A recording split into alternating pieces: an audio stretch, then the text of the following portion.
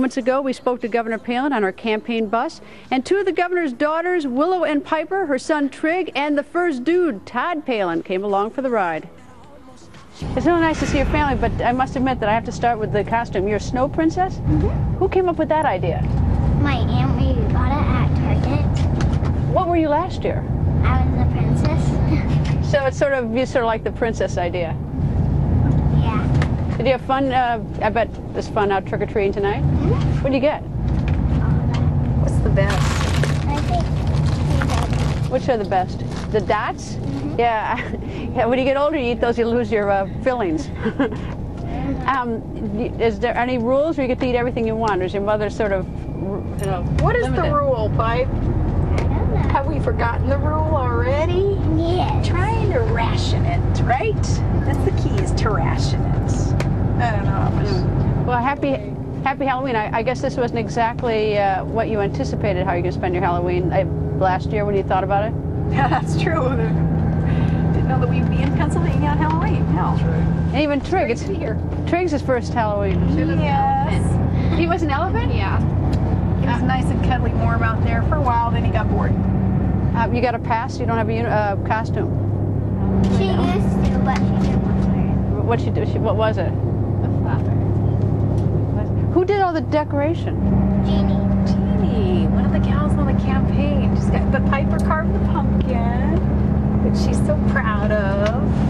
And then one of, at the rally, Willow's pumpkin that she put hair on hers and did the face, and it was at the rally. Oh, it ended up at the rally? Good job. You helped. Yes. And Todd, you don't have a costume. Where's your costume? I'm Todd today. Todd? Well, that's a good one. And you are? Tina Fey. That's a great costume too. You're doing a good job of imitating how she looks. Did you just surprise this neighborhood? We did, and it was so nice that the mayor knew that we were in town, or the mayor's wife, so he jumped out and kind of escorted us around, and that was really nice. And what a nice all-American town, so safe that the kids are out there walking on the streets and just having a good time tonight. That was a great place to be. Can you do this in Wasilla? I mean, where I grew up now, people trick-or-treat earlier in the day. We do it in Wasilla. We're usually trouncing through some snow at this time, but yeah, we're out there doing it. Yes, darling? We start at like 9 o'clock when it's like midnight, and then we just bring True. I love your concept of time. It's non-existent. That's so nice. Yes.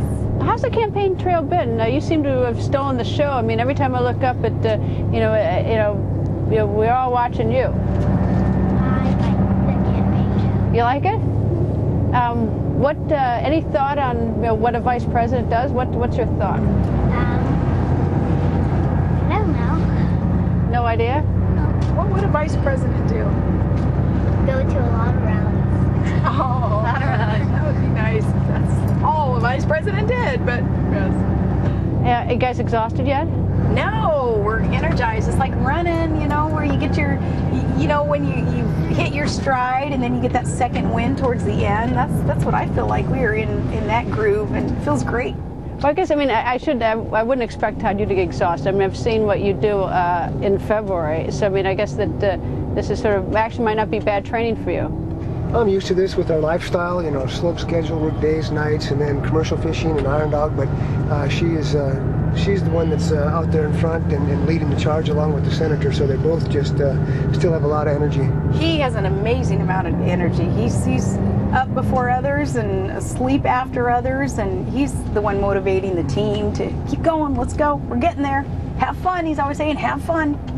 4 years ago when you watched other campaigns, did you have any clue what a campaign was really like? I mean, now that you're on the inside racing around the country. I always had great admiration for these candidates. Remember, I was telling you about the admiration that I had for Hillary, being able to keep up as she was keeping up through those primaries. She in particular, because, it takes a little bit of extra effort for those who have makeup to put on and, trying to figure out the right clothes. These guys wearing just a uniform, putting on their suit and tie, and not a whole lot of that extra effort even there in terms of aesthetics. So had great admiration for her, but knowing that it had to have been grueling. And but as Todd says, we're kind of used to very active and unconventional lifestyle, full of schedules that demand a high amount of energy. You know, but we chase you, so I mean, I have some appreciation for how difficult it is through the different time zones and working the long hours. I mean, it's not, I mean, on the inside, and even for us, it is not the easiest thing to do.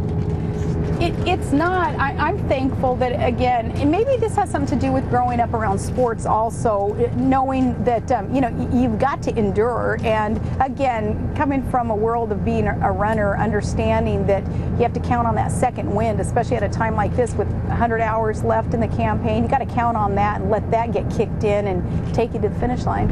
Are you exhausted at all? No, it's fun. Really? You like it? Yeah. It's not just so, I mean, you don't want to be home? No, it's fun. I've seen the home, I've seen the water, I've seen the mountains. You know, it looks like it looks like a nice place to live. Beautiful place to live, awesome. But you know what, an opportunity to get to be out around this entire wonderful country and meet the most amazing people who are so enthused about positive change that they know is coming, and to get to work with John McCain and this whole team, it's just been absolutely amazing. But it's retail politics. I mean, it's hitting different groups, hitting different states. It's interesting. It's not, you know, when you look at it on TV, it's so different than when you actually see the handshaking, talking to the people. Yeah, that's true. Issues. You know, American people, there aren't many issues that they haven't heard everybody talk about so far. But you know, we're at the contest stage, obviously, and now, you know, if you win on Tuesday, you're going to have to start thinking about how you represent people who you may not have agreed with you. How do you do that? Oh, sure. I mean, we always hear this sort of uniter stuff, but how do you reach out to those That people? is a great question, and that's where my experience as an executive gets plugged in. As mayor, of course, you're working in a nonpartisan, bipartisan manner all the time. You're filling potholes, and you're making sure your police department is fully funded. You're taking care of the people whom you are serving, never letting excessive partisanship on that level get in the way of just doing what's right. And then on the state level too, as governor, being able to reach out across party lines, me appointing Democrats and independents and Republicans in my administration, got the track record to prove that that's the way I operate, is getting along with those who perhaps don't agree on every single issue, but that's what you got to do, especially in this time of great challenge for America. That's what we have to do. And John McCain, of course, is the leader on that front too, being the maverick, taking on his own party when he had to, taking shots from the other party too. He's got the scars to prove it. He's that leader on bringing everybody together, uniting everyone. A solid front is what America needs at this time to win the war and to get this economy back on the right track. And he's going to be able to do this.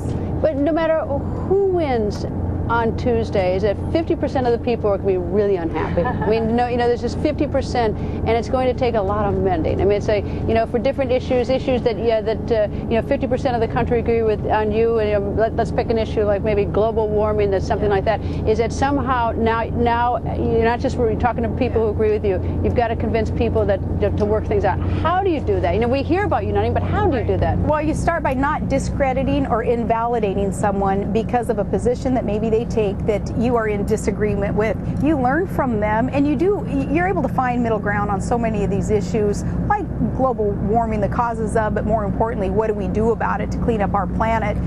There is always a way to work with another person. And again, I think that it bodes well too where we're going here with for our family that's quite diverse, different politics all mixed into our family. That's been a good solid foundation for me, understanding how maybe we disagree on some of the particulars on an issue.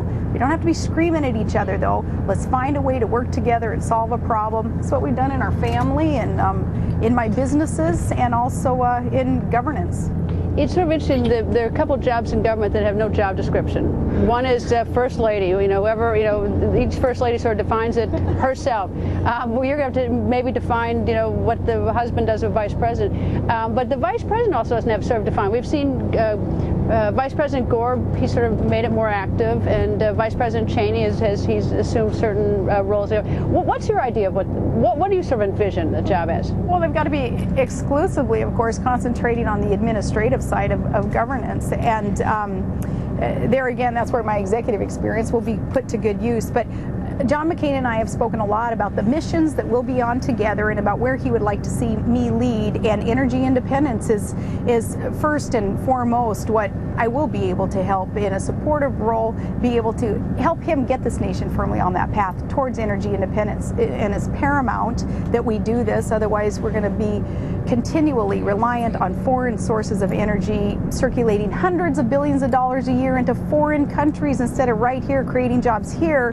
with domestic solutions for drilling and mining safely and alternative sources of energy being tapped into right here. So energy independence will be something that I lead on, and that of course is coming from my experience as an oil and gas regulator and governor of the large, huge energy producing state of Alaska. I'll be able to do that. But also our mission that he wants me to help lead on also with the transformation of government that is so necessary right now, reforming it, putting it back on the side of the people so that Americans will never believe that they have to be working for government, that government is to be working for the American people. So working on that. And then helping the families who have children with special needs. Another mission that I'll be on. Look forward to working on that too.